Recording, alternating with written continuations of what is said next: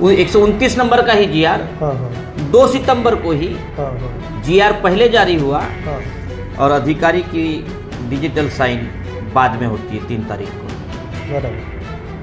ये बड़ी आश्चर्यजनक बात है कि जीआर पर ओबीसी ये इस देश का मालक समाज है, अच्छा, राजा समाज है। आर्थिक आधार पर फर्क हो सकता है क्योंकि आर्थिक आधार ये बदलते रहता है, परिवर्तनीय सृष्टि का नियम है। कल का अमीर आज का फकीर बन सकता है, आज का फकीर कल अमीर बन सकता है। मगर सोशल पहचान आपकी नहीं बदल सकती, चाहे आप अमीर रहो या गरीब। अनभिज्ञ होगी ऐसा मुझे नहीं लगता है। क्योंकि सरकार में बैठे हुए ये लोग भी होंगे, मगर इसको संचालित करने वाली या जिस पृष्ठभूमि से ये लोग सत्ता चलाने वाले लोग आए हैं, इनकी पृष्ठभूमि इस देश को, संविधान को नहीं मानने वाले लोगों की पृष्ठभूमि। अच्छा। इनका बैकग्राउंड जो ये इनकी मातृ संस्था आरएसएस है, ये हमारे इस आजादी को विरोध करने वाली संस्कृति के लोग हैं। ये भारतीय तिरंगा को विरोध करने वाले संस्कृति के लोग हैं। भारतीय संविधान को विरोध करने वाली इनकी मातृ संस्था है। अच्छा। जिन्होंने भारतीय संविधान लागू होने के बाद में बाबा साहब और नेहरू के पुतले जलाने वाले लोग थे। अच्छा। और उनसे आप उम्मीद क्या कर सकते हो? तो हमेशा उनकी कोशिश ये रही है, वो आरक्षण का विरोध करने वाले लोग हैं। तो उनकी कोशिश तो ये रहेगी कि हमारा समाज जो आज शिक्षा, स्वास्थ्य, रोजगार के लिए लड़ना चाहिए था, वो समाज जातीयता के आधार पर मराठा और ओबीसी आपस में लड़ रहा है।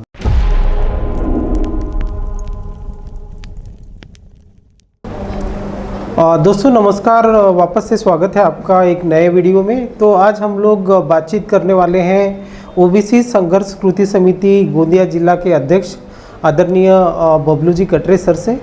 तो आज हम लोग ओबीसी वर्सेस मराठा ये जो संघर्ष हमारे महाराष्ट्र में चल रहा है उसके बारे में हम लोग जानेंगे, ओबीसी के इतिहास के बारे में हम लोग जानेंगे और भी बहुत सारे जो मुद्दे हैं हम लोग इस बातचीत के दौरान लेंगे।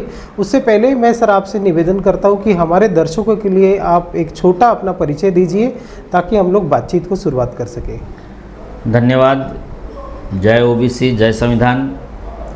मैं बबलू कटरे, गोंदिया जिला ओबीसी संघर्ष कृति समिति का जिला अध्यक्ष, आपका हमारी बात को आपके चैनल के माध्यम से दर्शकों तक पहुंचाने के लिए आपने जो कोशिश की, निश्चित तौर पर मैं इस YouTube चैनल के माध्यम से ओबीसी के संदर्भ में जो वास्तव है और यथार्थ में जो हालात है उस बारे में आज हम बातचीत करेंगे। निश्चित ही मैं आह्वान करता हूं आदरणीय महाजन जी से कि आप अपना सवाल दोहराएं। सर मेरा सबसे पहला सवाल है आपसे कि ये ओबीसी का क्या इतिहास है? जो सामान्य ओबीसी है इन बातों को जानता नहीं है, अगर आप उनको सरल भाषा में इसे अगर समझाना चाहें तो आप क्या बताएंगे? मूलतः ओबीसी ये इस देश का मालक समाज है, अच्छा, राजा समाज है। मौर्यकालीन, सम्राट अशोककालीन से लेकर हम छत्रपति शिवाजी और तमाम समाज में पैदा हुए इन पूरे राजा महाराजाओं के इतिहास के संदर्भ में यदि हम जानकारी लेते हैं तो ये अपने अपने क्षेत्र में जो राजा हुआ करता था, अच्छा, स्किल पर्सन जो है, एक खासतौर पर आज की भाषा में इसे कहा जाए तो एक ये वैज्ञानिकों का समाज है। अच्छा। जो लकड़े से बनाने वाली कलाकृति हो, धातु से, सुनने से बनाने वाली कलाकृति हो, अच्छा, या कच्ची मिट्टी को एक बड़ी इमारत में तब्दील करने वाली कला हो, हाँ, या आपके मंदिर, मस्जिद, पुलिया, गुरुद्वारा, सड़क, नाली, बंधारे और बड़े बड़े डैम्स हो। अच्छा। इन सब का कंस्ट्रक्शन, इन सब की टेक्नोलॉजी जिस समाज के पास होती है, साथ ही साथ हाँ। कि एक बीज के लाख बीज तैयार करके अच्छा। जन सामान्य का पेट भरने का काम जो कृषक समाज है खास तौर पर, हाँ। वही ये इस देश का आज का लाचार अवस्था में जीने वाला ओबीसी जिसे हम कहते हैं, खास तौर पर ये ओबीसी नाम इस समाज को 1935-36 के कालखंड में, अच्छा, जब अंग्रेज का शासन था और सेकंड इंडिया एक्ट अच्छा, जब बना, तो सेकंड इंडिया एक्ट के तहत डॉक्टर बाबा साहब अम्बेडकर द्वारा जो फर्स्ट इंडिया एक्ट 1919 में बना, अच्छा, उस समय शेड्यूल कास्ट और शेड्यूल ट्राइब, हाँ, इन दो समुदायों को नाम मिल चुका था। अच्छा, मगर फर्स्ट इंडिया एक्ट समय फिर साइमन कमीशन जो इस बात को खोजने के लिए आया था कि ये कौन सी जातियाँ है हाँ, जो मूलतः इस देश की राजा समाज रही है, कृषक हाँ, समाज रही है, तब भी प्रचलित व्यवस्था के तहत उसको विरोध हुआ। उसके बाद में गोलमेज परिषद के माध्यम से 1929, 30, 31 तो गोलमेज परिषद के माध्यम से वोट का अधिकार ये लाया गया। अच्छा, कुछ अधिकार उसमें पुणे पैक्ट के माध्यम से खत्म कर दिया गया।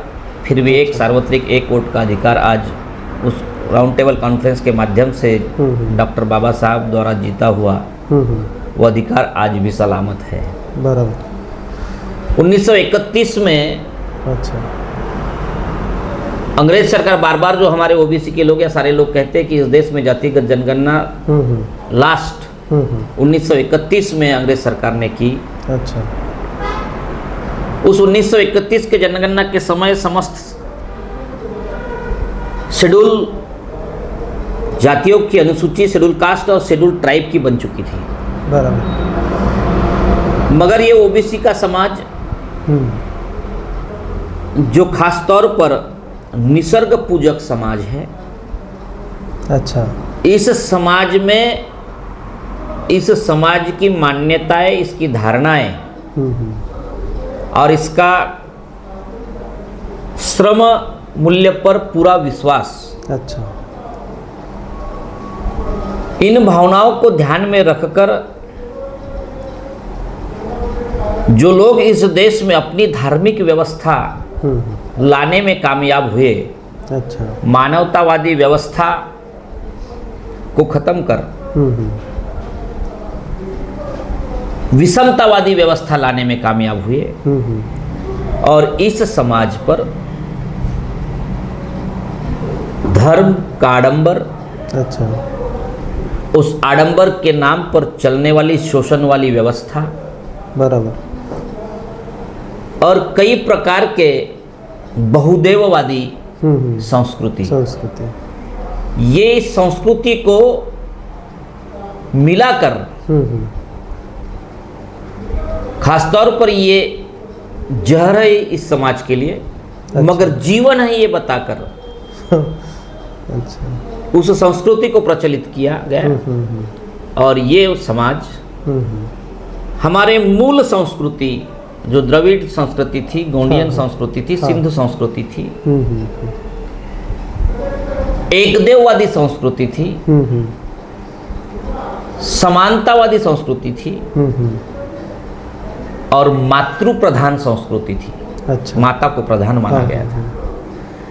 मगर इसको बदलकर जो विषमतावादी व्यवस्था को चलाने वाले, जो शोषण की व्यवस्था को चलाने वाले जो लोग हैं, उन्होंने एक देववादी व्यवस्था को बहुदेववादी व्यवस्था बनाकर प्रचलित किया। बराबर। और दैववाद की संस्कृति अनेक आडंबरों के माध्यम से रोजमर्रा के जिंदगी में होने वाले हर, चाहे वो मकान बांधना, कुआं बांधना, शादी करना, तेरवी करना, ये सारे मामलों में परोसा गया। हाँ। दुर्भाग्य से समाज ने स्वीकारा अच्छा। और उसका परिणाम ये हुआ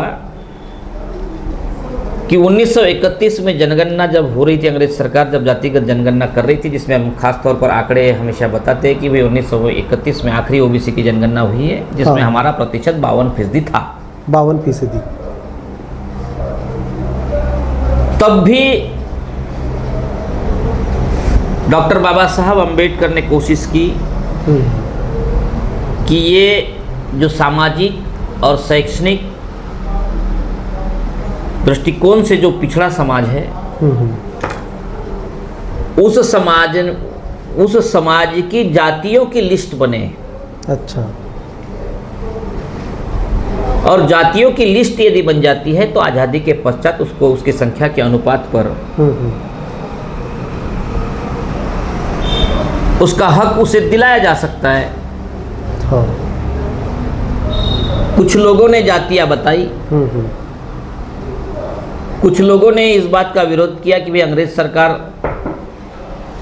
गिनती कर रही है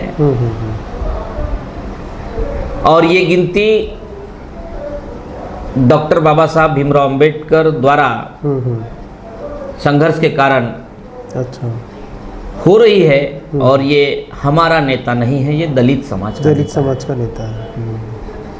इस प्रकार का दुष्प्रचार समाज में हुआ। बावजूद कुछ लोगों ने जातियां बताई, कुछ लोगों ने नहीं बताई। हमारे ही ओबीसी के कुछ लोगों ने, अगले लोगों ने ये दुष्प्रचार किया कि आप जातियां मत बताओ। अच्छा। इसमें खास तौर पर महाराष्ट्र का मराठवाड़ा और पश्चिम महाराष्ट्र का मराठा अच्छा अग्रेसर था। डॉक्टर पंजाबराव देशमुख की कोशिश के कारण, क्योंकि इन महापुरुषों में दूरदृष्टि थी और डॉक्टर बाबा साहब अम्बेडकर के अच्छे मित्र, और डॉक्टर बाबा साहब अम्बेडकर जो कर रहे हैं वो समाज के हित के लिए कर रहे हैं। अच्छा। ये ज्ञात पंजाबराव देशमुख को था और इसलिए खास तौर पे विदर्भ के कुणबी समाज के लोगों को या अन्य समाज के लोगों को पंजाबराव देशमुख ने आह्वान किया कि आप अपनी मूल जात बताइए। अच्छा। और इसलिए महाराष्ट्र में, आज के महाराष्ट्र में विदर्भ के कुणबियों ने अपनी कुणबी कास्ट बताई उस समय 1931 में। अच्छा। मगर मराठा समाज ने इसका विरोध किया। अच्छा। इवन उन्होंने सुनार, सुतार, लोहार, कुम्हार, इनको भी बोला कि आप अपनी जात मराठा बताओ। अच्छा। कुम्हार मत बताओ, सुनार मत बताओ। मगर उन्होंने अपनी कास्ट तो बताई, मराठाओं ने अपनी कास्ट नहीं बताई। तो 1931 में जब ये मराठा समाज के कुछ नेताओं ने पत्रक छापे थे कि वे अपनी कास्ट मराठा बताओ, अच्छा, तब भी बाबा साहब ने आह्वान किया था मराठा समाज को, अरे आज आपको ऐसा नहीं लगता होगा कि आपको आरक्षण की या आपके प्रतिनिधित्व की जरूरत है। हाँ। जिस दिन आप आरक्षण मांगोगे, मगर इसकी जरूरत आपको भी आएगी, आने वाले समय में आएगी, आपको जरूरत है। हाँ। मगर जिस दिन आप आरक्षण मांगोगे उस दिन देने वाला भीमराव अंबेडकर जिंदा नहीं रहेगा। बराबर। दुर्भाग्य से 1931 में कुछ लोगों की जातियों की सूची बनी, मगर पूर्ण रूप से सेकंड इंडिया एक्ट में 1935 में अच्छा ओबीसी की पूरी सूची नहीं बन पाई। अच्छा। उसका दुष्परिणाम ये हुआ कि भारतीय संविधान के बेसिक स्ट्रक्चर में शेड्यूल कास्ट और शेड्यूल ट्राइब को संख्या के अनुपात पर 341 और 342 के तहत पॉलिटिकल रिजर्वेशन, नौकरी का रिजर्वेशन, खेती किसानी उद्योग, हर चीज में अच्छा संख्या के अनुपात पर मिला। दुर्भाग्य से ओबीसी की पूरी सूची नहीं बनने के कारण 340 विकल्प के तहत मिलने वाला, शेड्यूल कास्ट और शेड्यूल ट्राइब के तहत मिलने वाला जो लाभ था, प्रतिनिधित्व था, हाँ, वो ओबीसी को नहीं मिल पाया। इसमें दोष देने वाला तो आपको देना चाहता था, हाँ, और आपने लिया, और मूलतः ये जरूरतमंद समाज था। हाँ। आज भी अगर ओबीसी में से इक्का दुक्का 1-2% लोग अगर ऊंचे पदों पर, ऊंचे औहदे पर, पद पैसा प्रतिष्ठा अगर उनके पास आ भी गया होगा, मगर आज भी ओबीसी का 95 से 98% समाज ये है कि आज़ादी के मायने क्या होते हैं, अच्छा, अधिकार क्या होते हैं, मानवीय मूल्यों के आधार पर जिंदगी जीना क्या होता है, उससे आज भी वो काफ़ी कोसों दूर है। बराबर। और उसके बावजूद 340वीं कलम के तहत डॉक्टर बाबा साहब अम्बेडकर ने भारतीय संविधान में जो सोच शिवाजी महाराज की थी, हाँ, जो सोच सम्राट अशोक, सिद्धार्थ बुद्ध, संत कबीर, महात्मा ज्योतिबा फुले, छत्रपति शाहू बिरसा और तमाम संत गुरुओं की जो सोच थी, हाँ, हाँ, उस सोच को वास्तव में तब्दील करने का काम भारतीय संविधान के माध्यम से हुआ है। हाँ, हाँ, और उसी के तहत 340वीं कलम जो खास तौर पर ओबीसी के लिए है कि भारत की सरकार बनने के बाद में पहला काम ये करेगी कि भारत में, पूरे देश में, सूबों में घूमकर हाँ, लिस्ट तैयार करेगी कि इस देश में ऐसा कौन सा वो समाज है जो कृषक है, मेहनती है, कला में निपुण है, मगर उसके अधिकार नकारने के कारण वो बैकवर्ड हुआ है। अच्छा, जो एजुकेशनली और सोशली है। तो ऐसे समाज की सूची बनाई जाए और उनको भी उनके अनुपात पर उनके अधिकार बहाल किए जाए, ये सरकार का दायित्व होगा। अच्छा। ये कबूल डॉक्टर बाबा साहब अम्बेडकर ने सरकार से करा लिया संविधान सभा में। अच्छा। दुर्भाग्य से जो महापुरुषों की सोच थी, उस सोच के अनुसार काम नहीं हुए और इसके विरोध में डॉक्टर बाबा साहब अम्बेडकर ने जो केंद्रीय कानून मंत्री का रेजिग्नेशन दिया, हाँ, जिन 5 कारणों का डॉक्टर बाबा साहब अम्बेडकर ने उल्लेख किया, हाँ, हाँ, उसमें ये भी एक महत्वपूर्ण कारण है कि डॉक्टर बाबा साहब अम्बेडकर ने हाँ, हाँ, जो रेजिग्नेशन दिया, हाँ, वो ओबीसी के अधिकार के लिए। अच्छा, पर सर डॉक्टर बाबा साहब अम्बेडकर ने इतना जो त्याग है या फिर इतना बड़ा हक दिलाने की बात ओबीसी के लिए की, पर लंबे समय तक ओबीसी ने उन्हें अपनाया नहीं, है ना। तो ये तो आपने जो इतिहास बताया उससे ये बात समझ में आती है। तो सर आप अभी मुझे बताइए कि ओबीसी समाज के लिए आप कितने समय से काम कर रहे हैं, उनको जागरूक कराने का या फिर उनकी समस्याओं को सामने लाने का, आप क्या बताएंगे अपने? देखिए, मैं तो विद्यार्थी काल से ही, अच्छा, 1986-87 जब 9th और 10th में था, अच्छा, तब तब से ही मैं इस आंदोलन में हूँ। अच्छा, आज तकरीबन 36-37 साल अच्छा, इस महापुरुषों के आंदोलन का एक सिपाही, क्योंकि जो भी आज हमें मान सम्मान और अधिकार मिला है, बराबर, वो अधिकार दिलाने में इन महापुरुषों के अलावा किसी का श्रेय नहीं। उसके बावजूद बहुत सारा समाज हमारा इस बात से वंचित है, उसे मूल जानकारी नहीं है, बराबर, और इस वजह से हमारी पीढ़ियाँ आज जर्जर की ठोकरें खा रही है। बराबर। तो ऐसे वंचित समाज को उसके हक और अधिकार की जानकारी मिले, हम यदि समझे हैं, हमने कुछ अगर मिला है, बराबर, तो इन महापुरुषों के संघर्ष के कारण मिला है। अच्छा, और यही बात समाज तक पहुंचाइए अपना दायित्व समझकर। अच्छा, हम अपनी ड्यूटी निभा रहे हैं। मूलतः ओबीसी क्यों नहीं समझ पाया या क्यों दूर रहा? हाँ, हाँ, क्योंकि उसके दिमाग में ये पाखंडवादी व्यवस्था ने, हाँ, हाँ, ये बार बार साल भर चलने वाले कार्यक्रमों के माध्यम से, सांस्कृतिक महोत्सवों के माध्यम से, हाँ, ये बात को मजबूती से ओबीसी में डाला गया। अच्छा, कि भाई आज तेरे पास जो भी है वो तेरे किस्मत के कारण है, और जो नहीं है या नहीं मिला, हाँ, हाँ, वो भी तेरे किस्मत की ही देन है। अच्छा, तो ये दैववाद वाला जो प्रकार हमारे दिमाग में आया, हाँ, हाँ, हाँ, वो ये नहीं सोच रहा है कि मेरी औलाद को शिक्षा देने का काम बराबर, ये शासन व्यवस्था करती है, हमारे वोट द्वारा बनी हुई सरकारें करती है। वो ये नहीं समझ पा रहा है कि मेरे कृषि का दाम कोई दैव या कोई किस्मत से नहीं, वो निर्धारित सरकारें करती है। बराबर। तो जब तक इस बात की जानकारी उस समाज में, क्योंकि बार बार ये हमेशा दोहराया जाता है कि सब तेरे किस्मत का खेल है। जो मिला है वो भी किस्मत से मिला है, और जो नहीं मिला है वो भी किस्मत के कारण नहीं मिला है।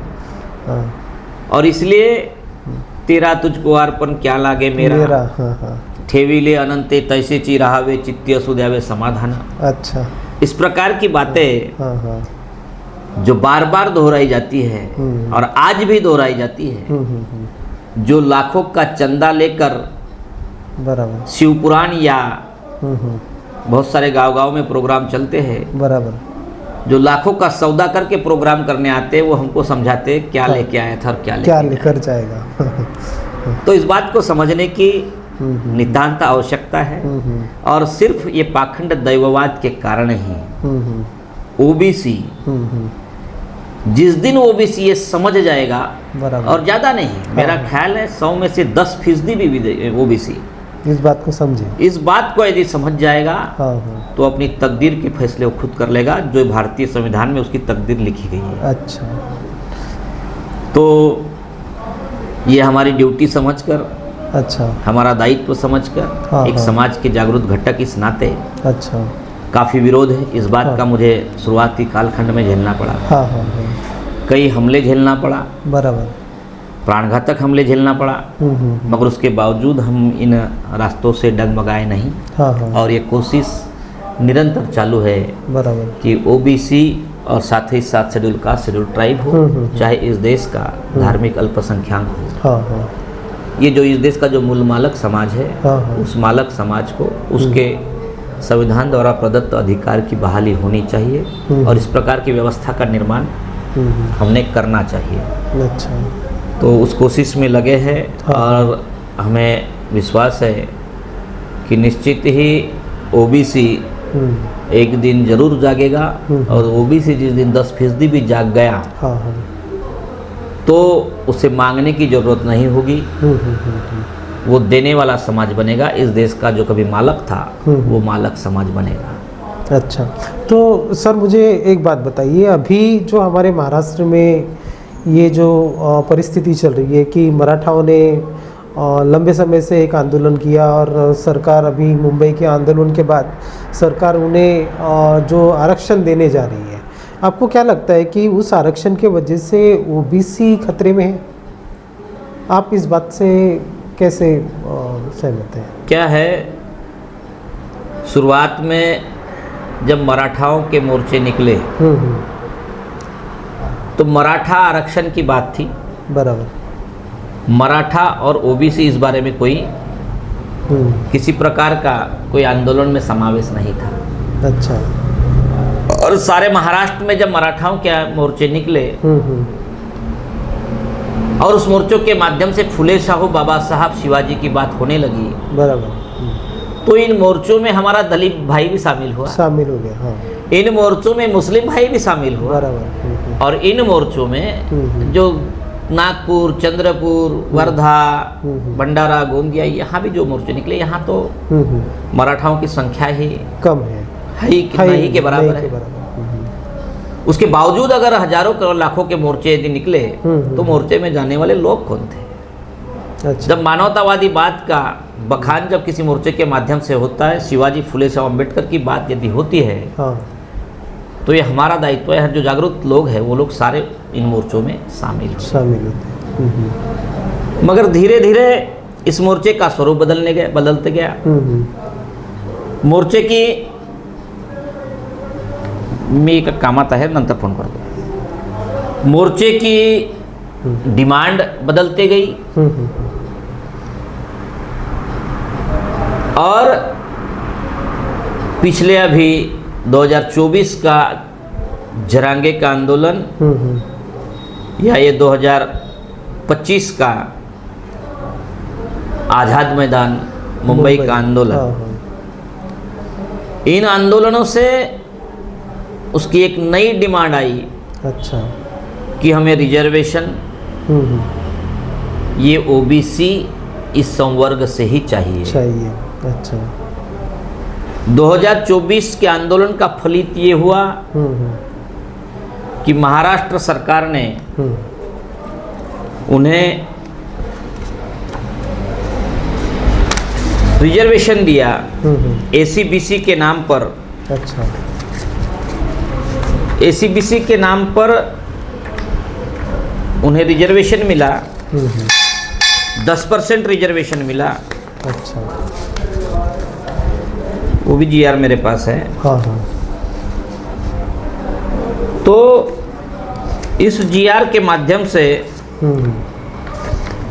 10% रिजर्वेशन नौकरी और शिक्षा, हाँ, इसमें 10% रिजर्वेशन उसके पूर्व ईडब्ल्यूएस रिजर्वेशन के माध्यम से, आर्थिक दुर्बल घटक के माध्यम से लगभग 8% लाभ इस महाराष्ट्र में ईडब्ल्यूएस में मराठा समाज ले चुका है।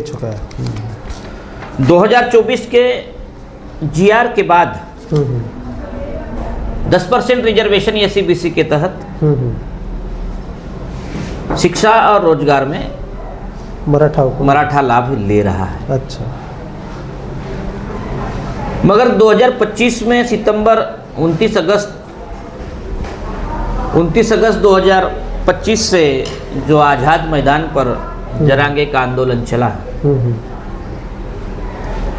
और उस आंदोलन के तहत 2 सितंबर को महाराष्ट्र सरकार ने जीआर निकाला और पहला जीआर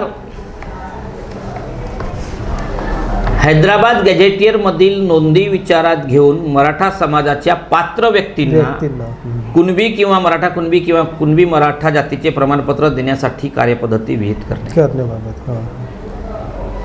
मैटर में भी पात्र इस शब्द का उल्लेख है।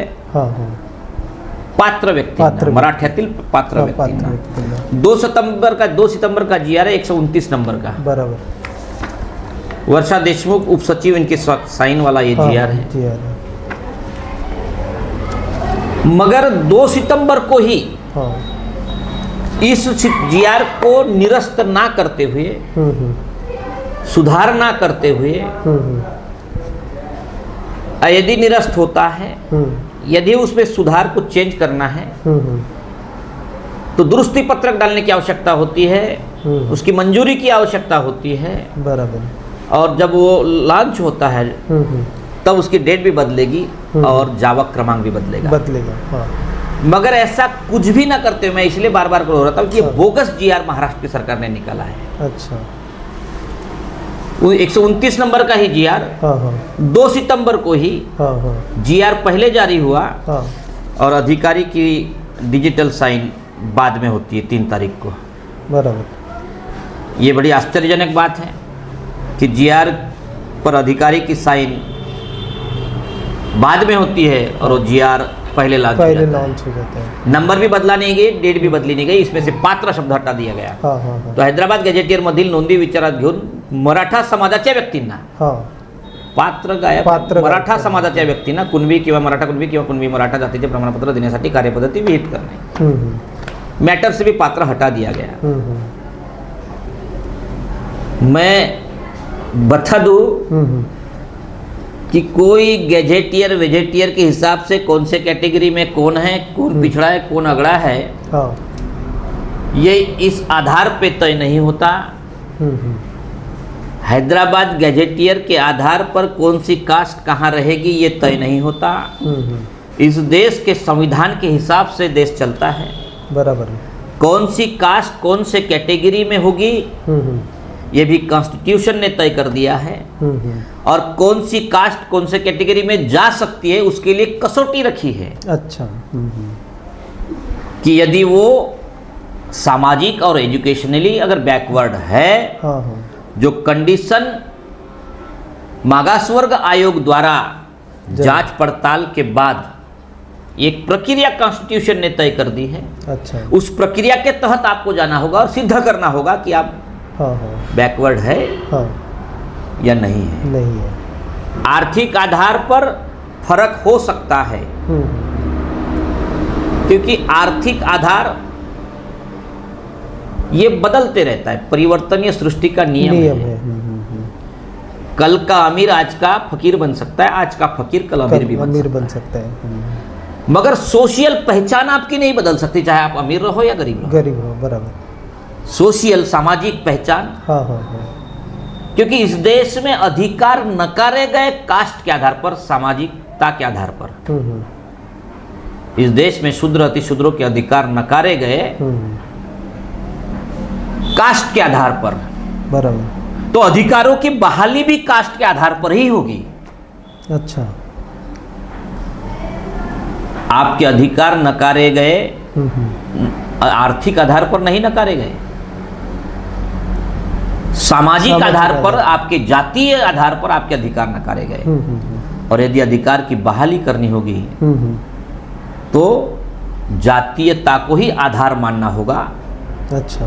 और वह जातियां जो सामाजिक और एजुकेशन के आधार पर पिछड़ी है, वो कसौटी में अगर खरी उतरती है तो वो ओबीसी में आएगी। 5 आयोग महाराष्ट्र घुमा है, सारे क्षेत्रों में मराठाओं की जांच पड़ताल हुई है। सारे आयोगों ने पाया कि मराठा ये सामाजिक और शैक्षणिक आधार पर पिछड़ा नहीं है, इसलिए ओबीसी में नहीं आ सकता है। इस बात को हाईकोर्ट और सुप्रीम कोर्ट ने भी स्वीकारा कि मराठा ये सोशली और एजुकेशनली बैकवर्ड नहीं है और इसलिए ये ओबीसी में नहीं आ सकता है। तो ये राइट्स महाराष्ट्र सरकार के नहीं है। बराबर। ये राइट्स कॉन्स्टिट्यूशन द्वारा जो मान्यता प्राप्त जो बैकवर्ड कमीशन जो होता है, पहले केंद्रीय मागास वर्ग आयोग था, उसके बाद में राज्य को भी दर्जा दे दिया गया, राज्यों के भी मागास वर्ग आयोग का निर्माण हुआ है। उस आयोग की ड्यूटी है ये, उस आयोग का काम है। महाराष्ट्र सरकार ने बहुत बड़ी गलती अच्छा इस जीआर के माध्यम से की है। कैबिनेट की मंजूरी न लेते हुए, ये काम उनके कार्य क्षेत्र में न आते हुए, इस प्रकार का बोगस जीआर, दो जीआर सरकार ने निकाला, जो दोनों जीआर आज भी गवर्नमेंट के वेबसाइट पर है। हर कोई माँ बाप ये चाहता है उसके जो भी निर्णय होंगे, जो भी फैसले होंगे, उसकी कोशिश ये रहती है कि मेरी औलादें टूटे नहीं, इनमें विवाद ना बढ़े। बराबर। ये इकट्ठा रहे। हर माँ बाप की ये कोशिश होती है। इस महाराष्ट्र के तमाम जनता की माँ बाप ये महाराष्ट्र की सरकार है। तो इस महाराष्ट्र के सरकार के फैसले ऐसे होना चाहिए थे कि इस महाराष्ट्र प्रदेश में रहने वाली तमाम समाज में सौहार्द पैदा हो। बराबर। न कि द्वेष। दुर्भाग्य से महाराष्ट्र की सरकार ने फैसला लेते समय मैं तो जहां तक सोचता हूं कि सरकार अनभिज्ञ होगी, ऐसा मुझे नहीं लगता है। क्योंकि सरकार में बैठे हुए ये लोग भी होंगे, मगर इसको संचालित करने वाली या जिस पृष्ठभूमि से ये लोग सत्ता चलाने वाले लोग आए हैं, इनकी पृष्ठभूमि इस देश को, संविधान को नहीं मानने वाले लोगों की पृष्ठभूमि है। अच्छा। इनका बैकग्राउंड जो ये इनकी मातृ संस्था आरएसएस है, ये हमारे इस आज़ादी को विरोध करने वाली संस्कृति के लोग हैं। ये भारतीय तिरंगा को विरोध करने वाले संस्कृति के लोग हैं। भारतीय संविधान को विरोध करने वाली इनकी मातृ संस्था है। अच्छा। जिन्होंने भारतीय संविधान लागू होने के बाद में बाबा साहब और नेहरू के पुतले जलाने वाले लोग थे ये लोग। अच्छा। और उनसे आप उम्मीद क्या कर सकते हो? वो तो हमेशा उनकी कोशिश ये रही है, वो आरक्षण का विरोध करने वाले लोग हैं। तो उनकी कोशिश तो ये रहेगी कि हमारा समाज जो आज शिक्षा, स्वास्थ्य, रोजगार के लिए लड़ना चाहिए था, वो समाज जातीयता के आधार पर मराठा और ओबीसी आपस में लड़ रहा है। देख रहे हैं हम। बराबर। मराठा आंदोलन में कई युवा शिकार हुए। बराबर। अब इस 2 सितंबर के जीआर के बाद में ओबीसी समाज के लगभग 10 के पास युवा इसके शिकार हुए। अच्छा। कई नेताओं के गाड़ियों पर हमले हो रहे हैं। तो ये सामाजिक सौहार्द बिगाड़ने का काम इस जीआर ने किया है। और इस जीआर का परिणाम न कि सिर्फ ओबीसी संवर्ग तक मर्यादित है। अच्छा। इस जीआर का दुष्परिणाम शेड्यूल कास्ट और शेड्यूल ट्राइब, ये दोनों कैटेगरी पर भी इसका दुष्परिणाम हो सकता है, हुआ है। क्योंकि ये सामाजिक न्याय व विशेष सहाय्य विभाग का जीआर है। वैलिडिटी जात पड़ताल तय करने वाला ये जीआर है। अच्छा। और इसी जीआर के आधार पर वैलिडिटी की प्रोसेस चलती है, चाहे वो शेड्यूल कास्ट की हो, शेड्यूल ट्राइब की हो या ओबीसी की हो। बराबर। और हैदराबाद गैजेटियर के तहत आप अगर मराठाओं को कुणबी या ओबीसी करके अगर तब्दील कर रहे हो, तो हैदराबाद गैजेटियर ये महादेव कोड़ी और कई कोड़ियों के प्रकार है, या लक्ष्मण माने जी का समाज है। ये भी समाज ये हैदराबाद गैजेटियर के हिसाब से शेड्यूल कास्ट में आता है। बंजारा, धनगर, बंजारी, ये समाज उसके हिसाब से शेड्यूल ट्राइब में आता है। भाई ये लागू अगर मराठा को आप कर रहे हैं तो ये लागू तो एससी और एसटी में भी जो पहले हैदराबाद गैजेटियर के हिसाब से थे उन लोगों पर भी लागू। और आज उनके सड़क पर मोर्चे और आंदोलन कुछ हम देख रहे हैं। बराबर। दुष्परिणाम है इस जीआर के, 2 सितंबर के जीआर के। तो महाराष्ट्र की माई बाप सरकार ने हमारे बीच का सामाजिक सौहार्द सुधारने के बजाय बिगाड़ने का काम किया है। आज जो सामाजिक क्लेश, तनाव और उस मेहनत का समाज की एनर्जी जो अपने फंडामेंटल राइट्स के लिए लगनी चाहिए थी, वो एनर्जी अब सड़क पर आपस में एक दूसरे से भिड़ने के लिए लग रही है। बराबर। ऐसा मूर्खतापूर्ण काम जानबूझकर किया गया। ये मनुवादी व्यवस्था की सोच ही है। अच्छा। आपस में लड़ाओ, इनका मूल मुद्दों से ध्यान हटाओ और अपना राजकारण चलता रहे। इनको जाति के नाम पर तोड़ के रखो और हिंदू के नाम पर जोड़ के रखो। इस पॉलिसी के तहत महाराष्ट्र की फडणवीस सरकार ने किया है। और ओबीसी के संदर्भ में बड़ा प्यार, बड़ा हित हमारे आदरणीय मुख्यमंत्री दर्शाते हैं। मगर ओबीसी के ही पीठ में खंजीर खूंपने का काम इस जीआर के माध्यम से हुआ है। अच्छा। तो ये ओबीसी के संदर्भ मुझे समझ में नहीं आ रहा है कि ओबीसी के संदर्भ में कैसे हमारे सरकार का प्यार है। कि यानी एक गाना है, कैसी तेरी यारी कैसा तेरा प्यार, छीन लिया अधिकार और कहे सुखी तेरा संसार। तो भाई अधिकार छीन कर हमारा संसार कैसा सुखी होगा।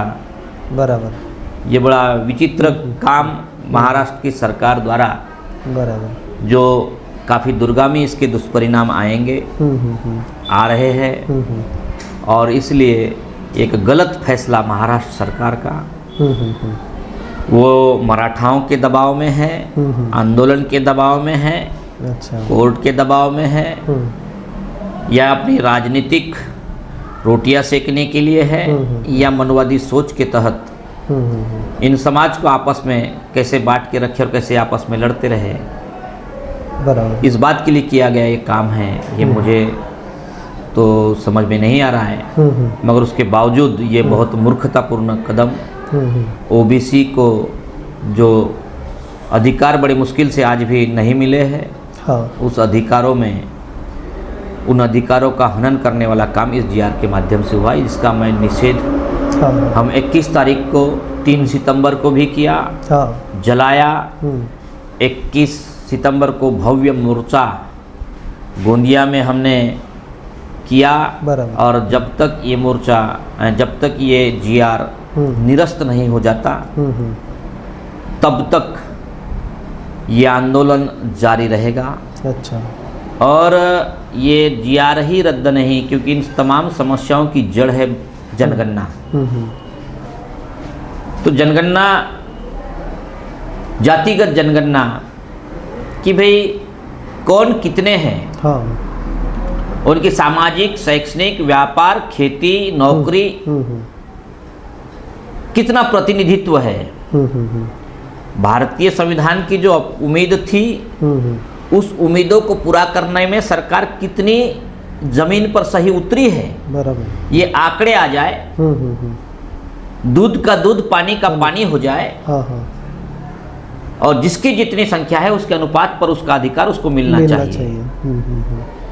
तो ये लड़ाई हमारी जनगणना के पश्चात हमारे अनुपात पर, हमारा राजकीय आरक्षण, हमारा नौकरी का आरक्षण, हमारा उद्योग का आरक्षण, बराबर, हमारा पॉलिटिकल जो रिजर्व सीटें हैं, ये सारी बातें, या हमारे बजट में होने वाले हमारे संख्या के अनुपात पे प्रावधान, इन तमाम बातों के लिए ये संघर्ष जारी रहेगा। बराबर। तो सर, अभी जो 21 तारीख का जो मोर्चा आपका गोंदिया में हुआ, बड़ी संख्या में हमने ओबीसी समाज को देखा। महाराष्ट्र में भी अलग अलग जगह ओबीसी समाज सड़कों पर उतरा। तो अभी ओबीसी के जो पॉलिटिकल लीडर्स हैं अलग अलग पार्टियों में, वो जो है सत्ताधारी पार्टी में भी वो लोग हैं, यहाँ तक बोला जाता है कि हमारे जो आदरणीय प्रधानमंत्री है वो भी ओबीसी है। तो ये फिर विडंबना ऐसी क्यों है सर, आपको क्या लगता है?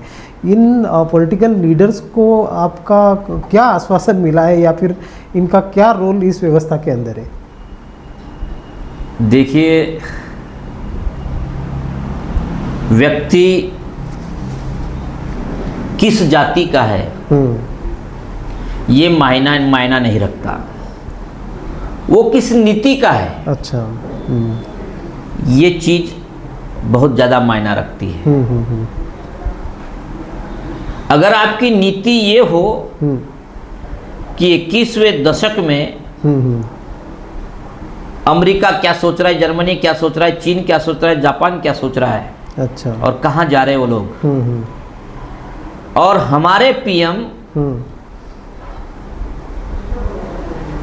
कि भाई ये बयान करे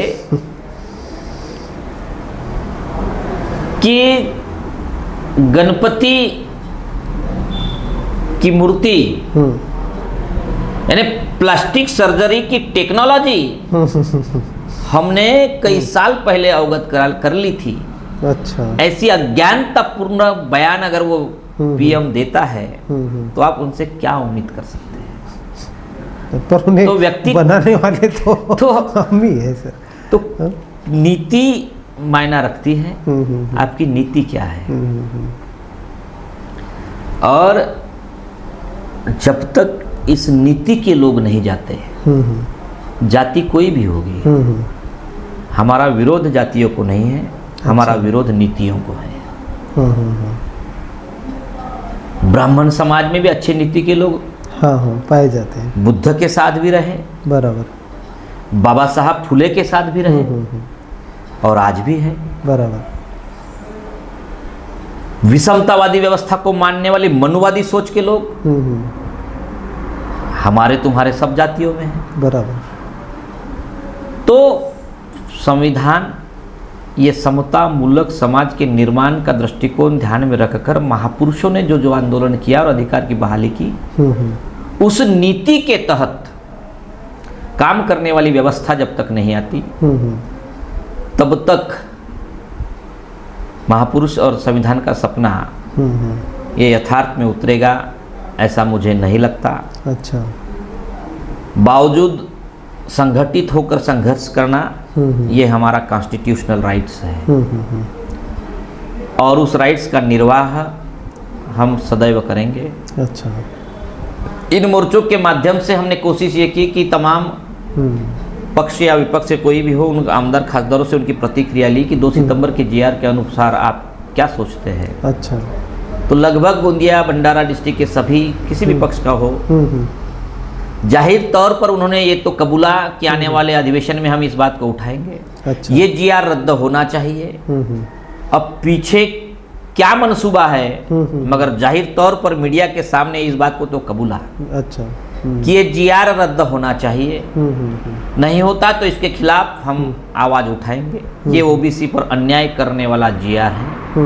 ये सत्ता पक्ष या विपक्ष के तमाम गोंदिया और भंडारा जिले के आमदार और खासदारों ने उठाया था।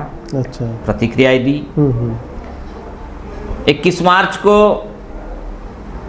सत्ता पक्ष 21 सितंबर को मोर्चे में हमारे विधान परिषद के सदस्य फूके जी भी आए थे। उन्होंने एक आश्वस्त किया था कि भाई मुख्यमंत्री के साथ हम संगठनों की बैठक लगवाएंगे, मगर मेरा ख्याल है उस बात में वो सफल नहीं हुए, क्योंकि अभी जो महाराष्ट्र में हालात है, जो मराठवाड़ा और विदर्भ या सभी सारे महाराष्ट्र में अतिवर्षा के कारण जो किसान तकलीफ में आए हैं, शायद हो सकता है कि इन कामों में सब लोग व्यस्त हो, खेतियों में है हमारे सीएम या सारे लोग उस व्यस्तता के चलते। मगर हमने फिर अपनी बात को दोहराई कि हम किसी प्रकार की चॉकलेट लेने के लिए हम लोग नहीं आएंगे, क्योंकि संगठनों को चॉकलेट देकर समय मार कर ले जाना ये आज तक राजनीतिक करने वाले लोग, सत्ता या विपक्ष, ये लोग करते आए हैं और इनको महारत हासिल है। तो हमने तो पहले ही कहा कि हम किसी प्रकार की कोई चॉकलेट लेने के हिसाब से नहीं आएंगे। अगर आपकी तैयारी अगर इस जीआर को रद्द करने की है तो ही हम आपके द्वारा आयोजित किए गए मीटिंग में आएंगे, मगर अभी तक किसी प्रकार का उस मीटिंग के संदर्भ में किसी प्रकार का कोई प्रस्ताव हम तक नहीं पहुंचा है। अच्छा, बावजूद 21 तारीख के मोर्चे के पहले ही डिस्ट्रिक्ट वाइज जो मोर्चे हमारे तय है, उसके बाद पहले ही एक डिविजनल लेवल का महामोर्चा इसी बात को लेकर 10 अक्टूबर को नागपुर में है। अच्छा, ये पूर्व विदर्भ के जो 6-7 जिले हैं, इन जिलों का शक्ति प्रदर्शन, सड़क पर प्रदर्शन, क्योंकि सड़क पर संख्या दिखाकर सरकार पर दबाव लाकर एक नियम बाह्य गैर कानूनी काम महाराष्ट्र सरकार ने किया है। तो अगर आप सड़क पर संख्या के आधार पर अगर आप निर्णय लेते हो, कानूनन जो दायरे होते हैं वो ताक में रखकर अगर आप फैसले लेते हो, तो इस महाराष्ट्र में मराठाओं की तुलना में, मराठाओं से हमारा कोई संघर्ष नहीं, हमारे भाई है बराबर, मगर उनकी जो गैर कानूनन डिमांड है उसके हम खिलाफ है। आप उनकी व्यवस्था करें, सरकार उसकी व्यवस्था करे, हमें कोई एतराज नहीं है।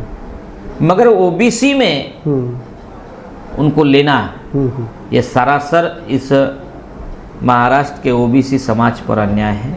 अच्छा, और उसके खिलाफ 10 अक्टूबर को नागपुर यशवंत स्टेडियम से अच्छा संविधान चौक तक एक विराट मोर्चे का आयोजन किया गया है। अच्छा, हम 4 गुना संख्या के आधार पर मराठाओं की तुलना में संख्या के आधार पर अधिक है। बराबर। और आप अगर भीड़ के आधार पर अगर फैसले लेते हो, भीड़ दिखाकर अगर आप गैर कानूनन फैसला लेते हो, तो हम भीड़ दिखाकर हमारे कानूनन अधिकार सुरक्षित रखने का काम सरकार से करवाएंगे। अच्छा, और यदि नहीं करते तो सबक भी सिखाएंगे। अच्छा, तो सर ये 10 अक्टूबर का जो मोर्चा आपने अभी कहा, तो इसके लिए तैयारियां किस स्तर पर अभी आपकी चल रही है? 10 अक्टूबर के मोर्चे के लिए तैयारी गांव-गांव में हमारे जो कार्यकर्ता हैं वो मीटिंग लगा रहे हैं। अच्छा, नवदुर्गा के पंडाल में शाम को जाकर, खासतौर पर गोंदिया जिले में हमारे जो संगठन एक अधिक सक्रियता के साथ में जो काम करता है, उसमें गोंदिया तहसील, सड़क अर्जुनी तहसील, सालेकस्सा और आमगांव तहसील में हमारे जो कार्यकर्ता है, अच्छा, वो पूरी ताकत के साथ गांव-गांव में मीटिंग लेकर एक नियोजन तैयार कर रहे हैं कि इस गांव से कितने लोग स्वयं प्रेरणा से, खुद के खर्चे से, अपने आने वाली पीढ़ी के भविष्य को बचाने के लिए, अच्छा, सड़क पर संघर्ष करने के लिए हमें 10 तारीख को जाना है। जरूर। सिर्फ इस प्रकार का थोड़ा कम काम हमारे गोरेगांव, मोरगांव अर्जुनी, तिरोड़ा अच्छा। संगठन उस हिसाब से काम नहीं कर पा रहा है।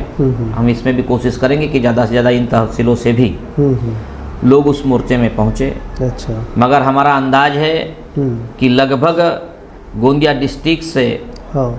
अपने साधनों से, अपने खर्चे से, अच्छा, क्योंकि ये समाज के द्वारा समाज के अधिकार के लिए चलाया जाने वाला समाज का आंदोलन है। बराबर। तो ओबीसी संघर्ष कृति समिति या हमारी तमाम सामाजिक संगठनाएं, कर्मचारियों की संगठनाएं कि अगर अपने अधिकार की लड़ाई लड़नी है तो अपने पैसे से लड़नी होगी, बराबर, अपने खर्चे से लड़नी होगी, तो ही हम स्वाभिमान की बात कर सकते हैं, अपने अधिकार की बात कर सकते हैं। और इसलिए इस बात की जानकारी हमारे तमाम कार्यकर्ताओं को है और सामाजिक दायित्व समझते हुए जो लोग इसे मदद करना चाहते, सहकार्य करना चाहते हैं, उनका स्वागत है। कुछ लोगों ने हमारे 21 के मोर्चे में भी बड़े पैमाने पे सहायता की। हाँ हाँ।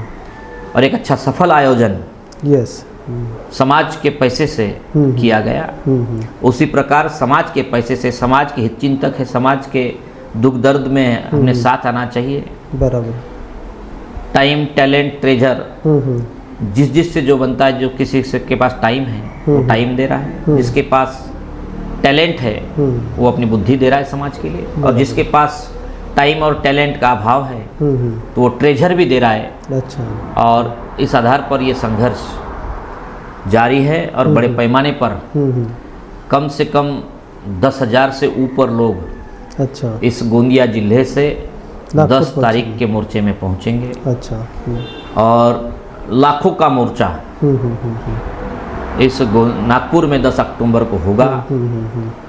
और एक एहसास, सूचना और ताकीद भी महाराष्ट्र सरकार को इस सैलाब के माध्यम से दिया जाएगा। तो सर एक आखिरी जो सवाल है मैं आपसे पूछता हूँ और उसके बाद हम लोग बातचीत को यहाँ पर ख़त्म करेंगे।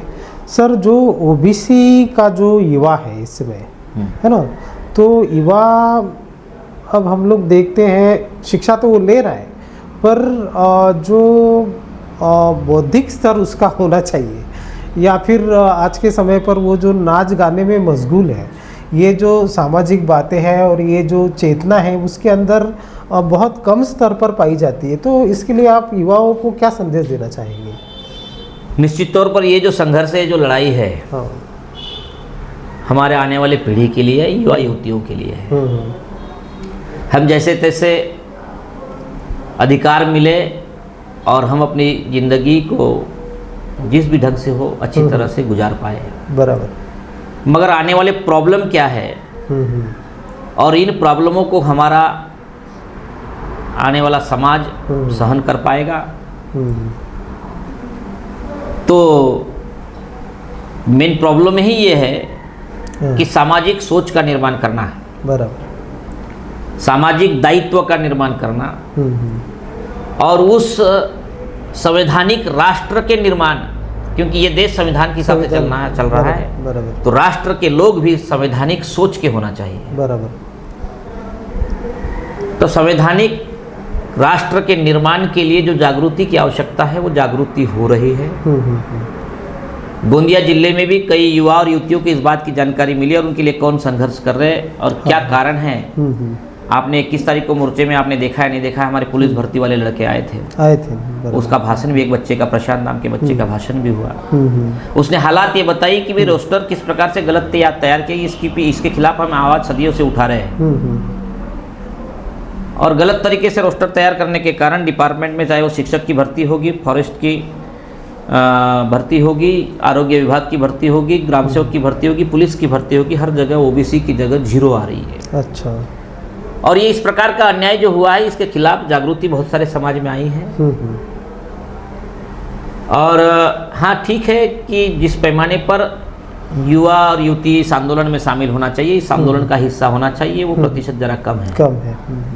मगर निश्चित ही आने वाले समय में उसको ये सब समझने लगेगा कि ये जो अन्याय हमारे साथ में हो रहा है, वास्तव अगर मैं बताऊं कि यहाँ जो इस कैमरे में, मगर जो सत्य है वो उचित है, जो सत्य है वो कहने में कोई हर्ज नहीं है कि एक शिक्षक, हाई स्कूल के शिक्षक के लिए 40-40, 50-50, 60-60 लाख रुपए लेकर लोग घूम रहे हैं नौकरी के लिए। बराबर। तो हमारे ओबीसी के बच्चों को रोजगार नहीं मिल रहा है, नौकरी नहीं मिल रही है। मगर एसीबीसी के आरक्षण के तहत गोंदिया जिले में 1 अगस्त 2025 से 14 अगस्त 2025 तक 120 एसीबीसी के बच्चों को फुकट में गोंदिया जिले में हाई स्कूल पर नौकरियां मिली है। अच्छा। तो ये अन्याय दिख रहा है। हाँ। और निश्चित ही ये बदलाव हमारे युवा और युवतियों में आएगा। क्योंकि ये लड़ाई, ये आपकी लड़ाई है। बराबर। आपके भविष्य की लड़ाई है। आपको इस देश में आपका प्रतिनिधित्व, क्योंकि आरक्षण ये रोजगार हमी योजना नहीं है, ये पेट भरने का साधन नहीं है। हाँ। ये बटर एंड ब्रेड, बाबा साहब ने कहा था, ये बटर एंड ब्रेड के लिए नहीं है आरक्षण।